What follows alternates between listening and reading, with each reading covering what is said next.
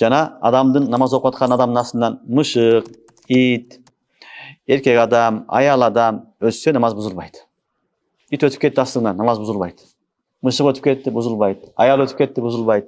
Başka bir adam ötüp ketти bozulmaydı. Bирок namazı adam okuyup atkан adamdın астынан ötkөн çoң günö. Ötpöş gerek. Күтүп туруш керек, салам бергенден кийин өтүш керек. Бирок кандай бир себеп менен өтүп кеткен болсо, шариятыбызда намаз бузулбайт деп айтылат. Ошон үчүн намазды окуп атканда элдер өтүп турган болсо, сутура коюп коюш керек. Сутура. Сутура коюп койсоң, элдер дагы өткөндө күнөөкөр болбойт. Анан жамаат бүткөндөн кийин сүннөттөр окуганда ар дайым элдердин жолунда эмес, жолдон сыртка чыгып, чекерек жерде окуш керек. Адамдарга чыкканга жеңил кылыш керек. Устумдарга, чекелерге сүрүп намаз окуш керек. Баягы өтүп аткан адамдарга жолго туруп окубаш керек. Себеби өткөндөрүнүн күнөөкөр болушунда сен дагы себепкер болуп каласың. Ошон үчүн эhtiyat кылыш керек.